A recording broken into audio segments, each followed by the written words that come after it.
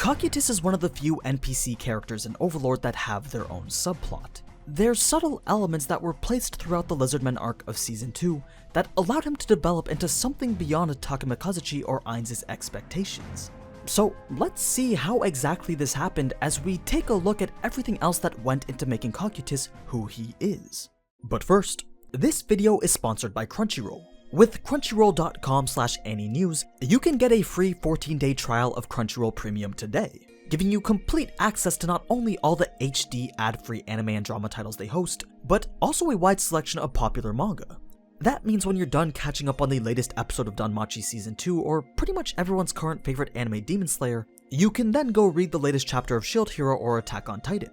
Not to mention that all episodes are professionally subtitled and can be released as soon as an hour after they air in Japan. So when the new seasons of My Hero Academia and Sword Art Online comes out, then Crunchyroll's the place to see it first. So go ahead and use crunchyroll.com/Aninews, link in the description, to get your 14-day free trial of Crunchyroll Premium today. Now, let's get back to the video. You may recall that Cocytus' name refers to the 9th layer of Hell, the frozen lake known as Cocytus, with the lake itself frozen solid, entombing any and all traitors and oathbreakers within its icy grasp.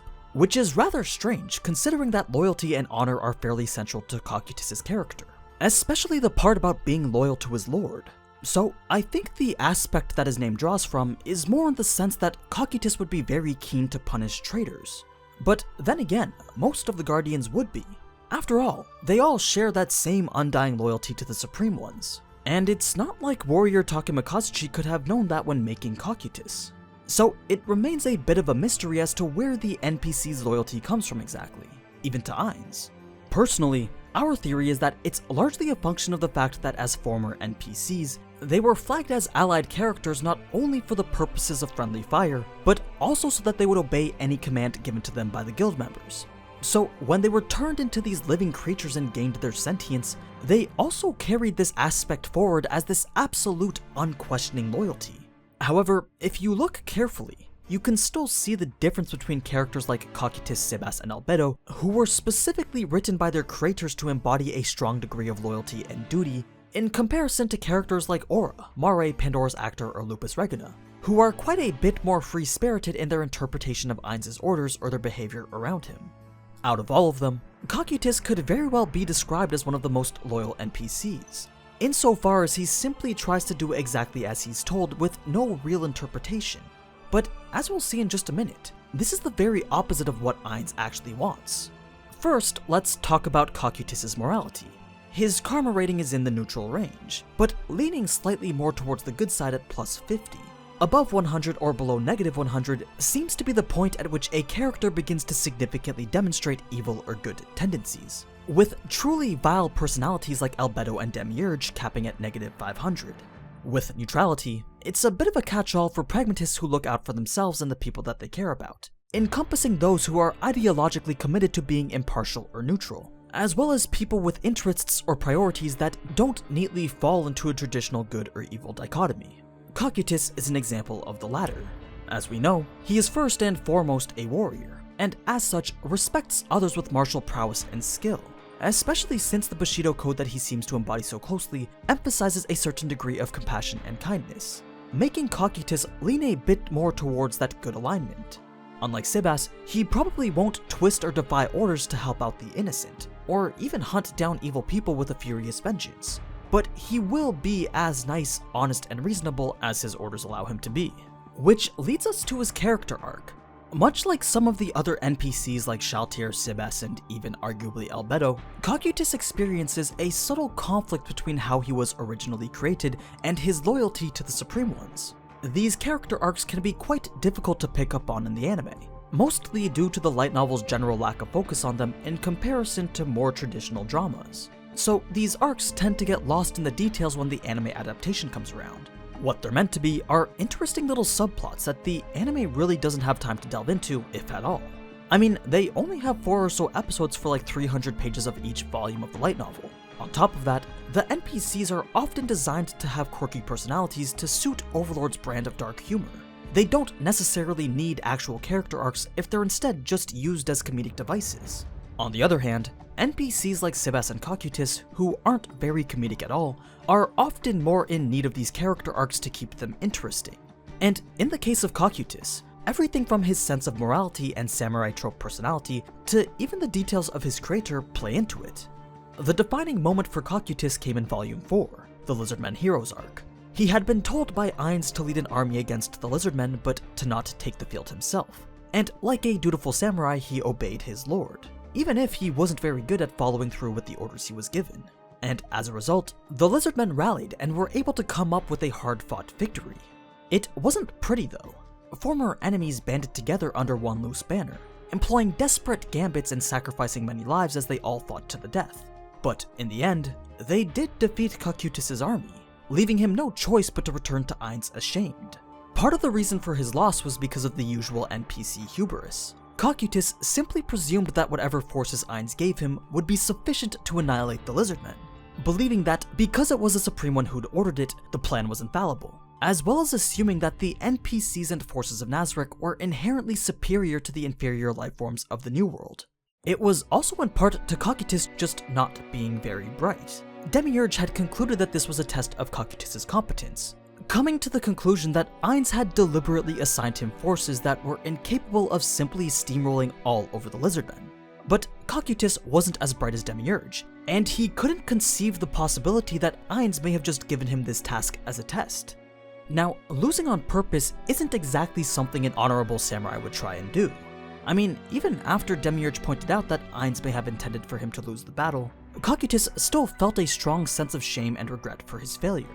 Fortunately for both Cocytus and Ainz, the army was mainly comprised of weak skeletons called pop monsters, which regularly respawned in Nazarick on a daily basis. And so, despite losing the entire army, the cost of the operation was effectively nil, not accounting for the Elder Lich Igva that Ainz had created as an experiment. This person was heavily implied to be one of the captured Sunlight Scripture soldiers from Season 1. In any case, whether all of them died or none of them did, the effect on Ainz or Nazarick would be inconsequential.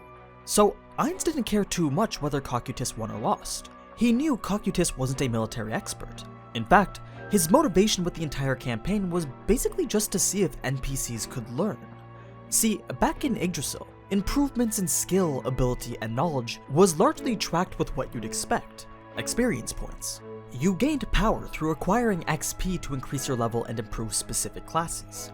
By contrast, the New World was a bit of a mystery.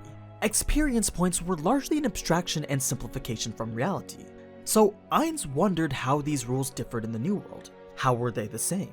It would seem ridiculous that a wizard who spent all their life studying magic would still be level 1 since they've never killed any monsters.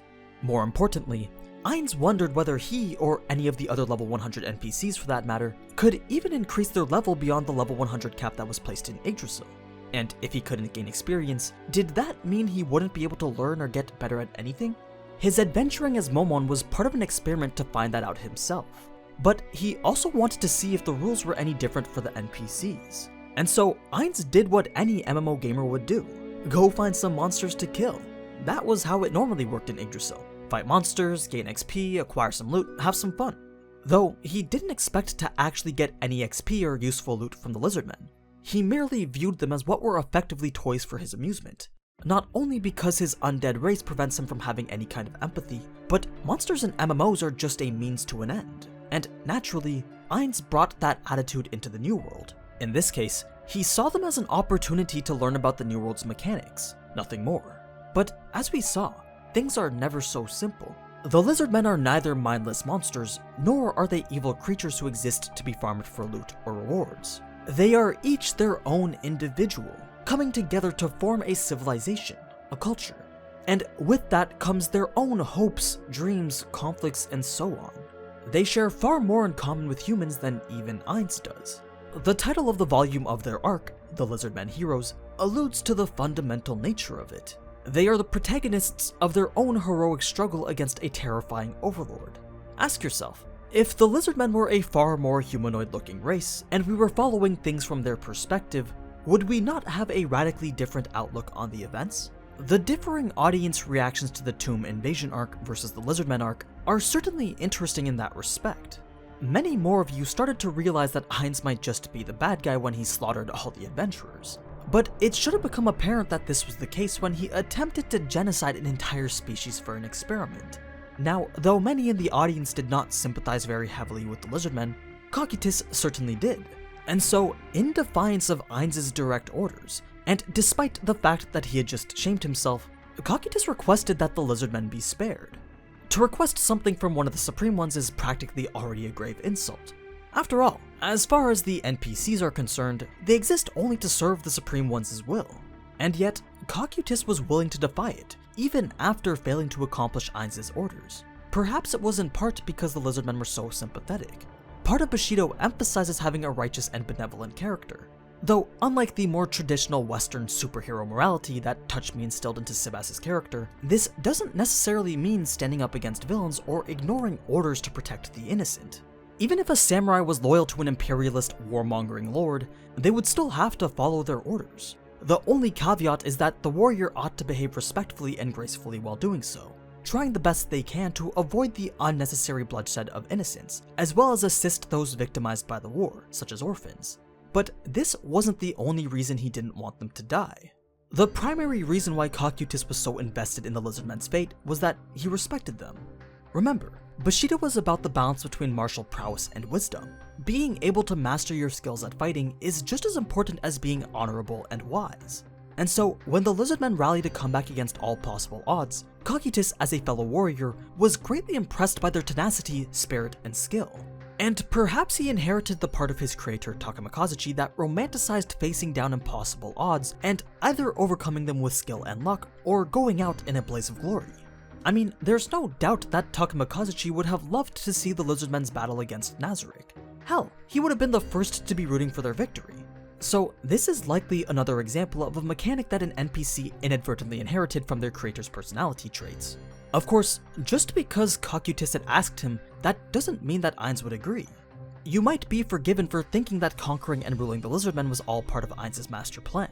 After all, even Demiurge seemed convinced that everything had taken place as Ainz had foreseen. But Overlord's signature humor typically entails Ainz and his NPCs misinterpreting each other. And so, in reality, Ainz couldn't have cared less about what happened to them. Like I said before, he saw them as monsters who existed only for his personal enjoyment. And so, when Cocytus made the request to save them, he was thoroughly shocked, surprised even, and a little concerned that Cocytus seemed to be empathizing with the Lizardmen, but ultimately very excited. Remember, Ainz's primary motivation was to see the NPCs learn and improve. But the first step towards that would require them to have to think for themselves.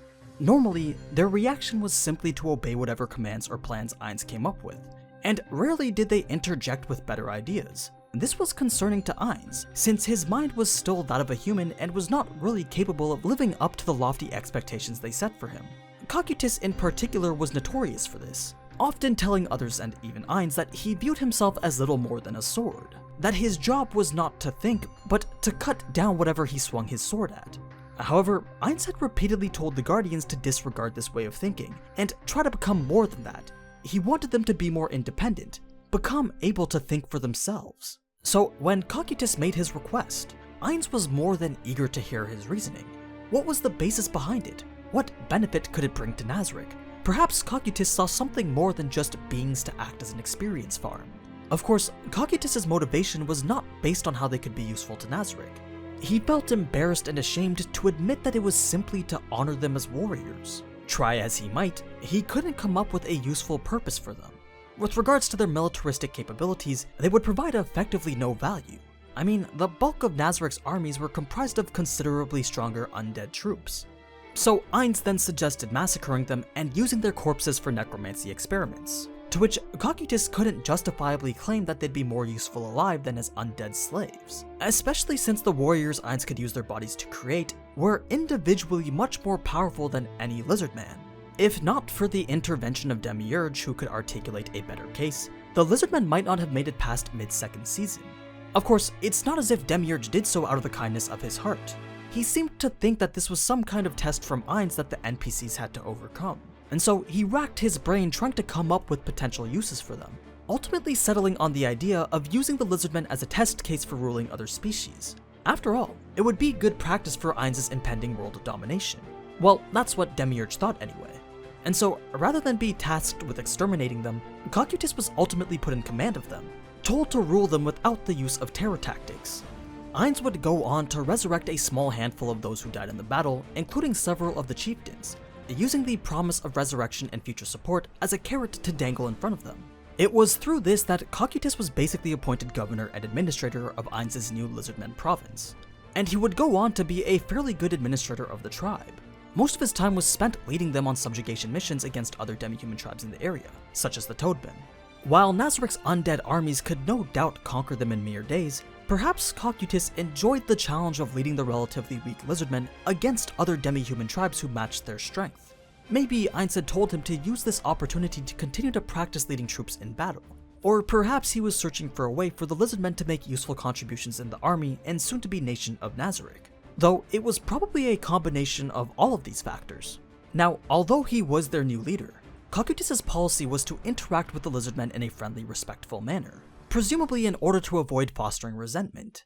Fortunately, the Lizardman race had a culture of tribal conflict, wherein tribes would conquer and be conquered by other tribes on a regular basis, mostly as a result of resource or territorial battles. So, the Lizardmen were able to adapt fairly quickly to this new arrangement, and Cocytus effectively assumed the role of tribal chieftain. Of course, treating a conquered civilian populace with respect and dignity is also something that you'd expect from a samurai practicing Bushido. So you might say it was simply in Cocytus's nature to maintain such a camaraderie with his subordinates. Aside from leading them into war, Cocytus was also in charge of the day-to-day operations and decisions. The first major order of business was to relocate the various tribes into one large village. As a new colony of Nazarick, the Lizardmen were provided with appropriate support, including golems to help build infrastructure like walls and watchtowers, a small detachment of elite Nazarick Old Guarders and Nazarick skeleton troops to defend their settlement, as well as temporary food support. If you'll recall, the dwindling fish population was a minor plot point early on during the Lizardmen arc, and Ainz freezing the entire lake solid probably didn't help much in that regard. Fortunately, the guild owned a minor magical artifact called Dogda's Cauldron, which could produce any kind of food one requested in exchange for a small amount of Yggdrasil gold.